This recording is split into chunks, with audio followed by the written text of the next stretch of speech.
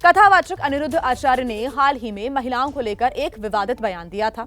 बयान के खिलाफ लोगों में काफी गुस्सा है। अनिरुद्ध आचार्य का पुतला भी फूंका गया है, प्रदर्शन किया गया है, नारेबाजी की गई है। और वैसे ये कोई पहली बार नहीं है जब अनिरुद्ध आचार्य ने महिलाओं के खिलाफ आपत्तिजनक टिप्पणी की हो। लेकिन इस बार जब विवाद ज्यादा बढ़ गया तो उन्होंने माफी मांग ली है। जी हां, इस माफी में अपमान की मात्रा में और भी ज्यादा है। अनिरुद्ध आचार्य सब नहीं पर बहुत लड़कियां ऐसी होती हैं। माफी के साथ उन्होंने ये भी कहा कि मेरी बात लड़कियों के लिए है, कुछ लोगों के लिए है। कुछ लड़कियां पराये पुरुष के लिए पति को मार रही हैं। हालांकि उन्होंने ये जो माफी मांगी है उसमें माफी कम समझ में आ रही है उन्होंने, क्योंकि माफी के साथ साथ ऐसा कहा है कि ये बात जो है वो लड़कियों के लिए है और कुछ ही लड़कियों के लिए, ऐसी लड़कियों के लिए है जो कि पुरुष को मार देती हैं, पुरुष के लिए, दूसरे पुरुष के लिए अपने पति को मार देती हैं।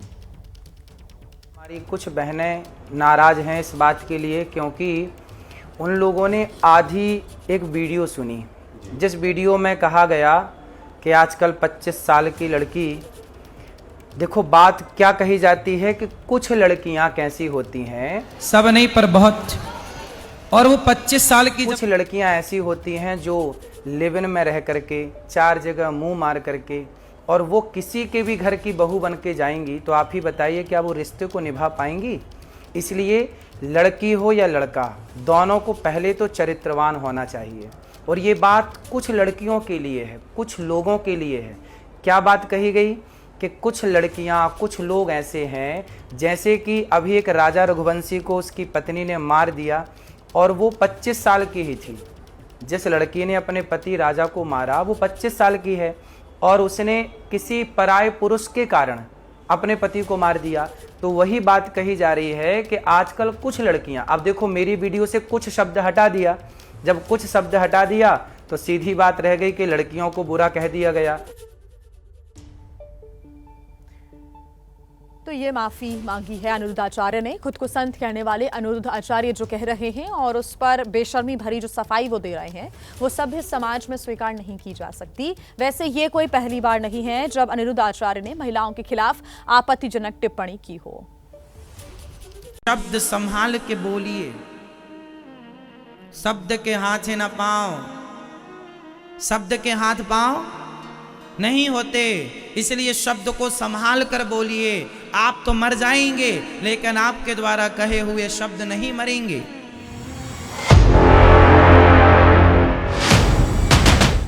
एक बार क्यों? क्योंकि अब लड़कियां लाते हैं 25 साल की।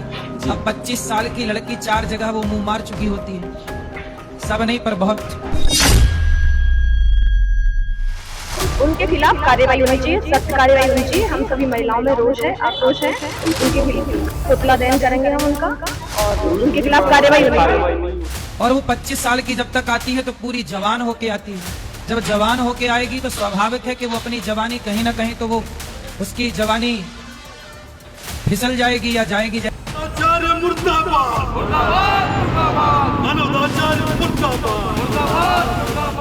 इसकी बुद्धि मुझे लगता है विपरीत हो चुकी है, भ्रष्ट हो चुकी है।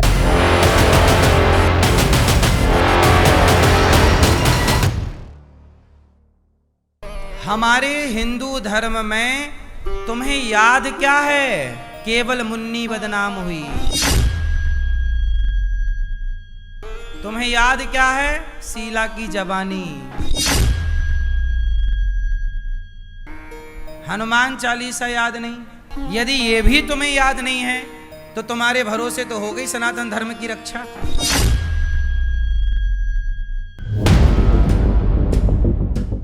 इनका सिर्फ एक मकसद है कि कथा के जरिए देश को ये बताएं कि वो कैसे सनातन धर्म की रक्षा का बीड़ा अपने कंधे पर उठाए हुए हैं।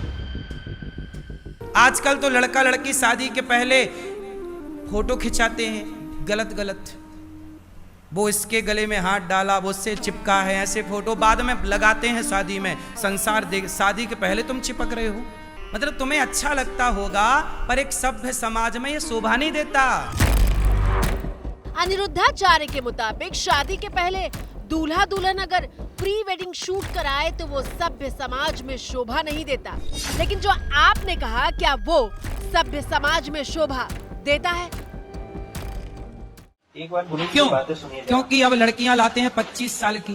अब 25 साल की लड़की 4 जगह वो मुंह मार चुकी होती है, सब नहीं पर बहुत। शर्म आती है ये सोचकर कि देश में अनिरुद्धाचार्य जैसे लोग खुद को संत कहते हैं। अब आजकल संसार में एक दूसरे का हाथ पकड़ के डोल रहे हैं, ऐसे छोड़ ही नहीं रहे हैं हाथ। अरे भैया कमरे के भीतर पकड़ लेना हाथ, संसार में तेरे देख रहे हैं लोग, अच्छा नहीं लग रहा है। हर चीज सब जगह अच्छी नहीं लगती साहब। अब तुमने मर्यादाएं बेच खाई तो हम क्या करें? अनिरुद्धाचार्य, अगर आपकी नजरों में मर्यादा शब्द का जरा भी मान होता तो आप देश की लड़कियों के लिए ऐसी गैर मर्यादित भाषा का इस्तेमाल कतई नहीं करते। और वो 25 साल की जब तक आती है तो पूरी जवान होके आती है। जब जवान होके आएगी तो स्वाभाविक है कि वो अपनी जवानी कहीं ना कहीं तो वो उसकी जवानी फिसल जाएगी या जाएगी। जैसे कि अभी एक लड़के के संग हनीमून मनाने गई, परंतु वो किसी और के साथ वो रह चुकी थी, उसके साथ चक्कर था। तो आप चाहते क्या हैं कि देश की आधी आबादी का काम सिर्फ शादी और बच्चे पैदा करना हो? अनिरुद्धाचार्य, जवाब दीजिए कि क्या आपके मुताबिक लड़कियों का बाल विवाह कर देना चाहिए? और आप होते कौन हैं ये तय करने वाले कि लड़कियों की शादी किस उम्र में की जाए? अपने बच्चों को थोड़ा कम पढ़ाओ मेरी माँ, थोड़ा संस्कार ठूस ठूस के भरो। ज्यादा पढ़ लिख गए तो कहीं वो अपने संस्कार ना भूल जाएं ऐसे। अनिरुद्धाचार्य बीमार सोच के व्यक्ति हैं जिनके मुताबिक लड़कियों की शादी तो सिर्फ 14 साल की उम्र में ही हो जानी चाहिए। जब लड़की 14 साल की होगी और 14 साल की कोई लड़की आपके घर दुल्हन बन के आ जाएगी तो उस समय तो वो बच्ची होगी, आप उस परिवार को अपना मान लेगी। 14 साल में लड़की की शादी होने का मतलब जानते हैं? उसे बाल विवाह कहते हैं, जिसके खिलाफ भारत में आंदोलन चलाया गया था। भारत में बाल विवाह की प्रथा को पहली बार 1929 में कानूनी रूप से प्रतिबंधित किया गया था। 1929 के अधिनियम के मुताबिक 14 साल से कम आयु की लड़कियों की शादी करना प्रतिबंधित हो गया था। और ऐसा इसलिए किया गया था ताकि देश की लड़कियां शारीरिक, मानसिक और सामाजिक तौर से खुद को मजबूत बना सके। 14 साल की उम्र में कितना बच्चा पढ़ाई करता है? I think it's on 8th standard. 7th और 8th क्लास का बच्चा होता है, उसको क्या पता होता है कि माँ कैसे बना जाता है या सास ससुर की सेवा कैसे की जाती है, सोशल फैमिली में रिलेशंस कैसे निभाने चाहिए। तो मुझे ऐसा लगता है कि 14 साल का बच्चा खुद को ही नहीं समझता है तो वो फैमिली को कैसे समझेगा।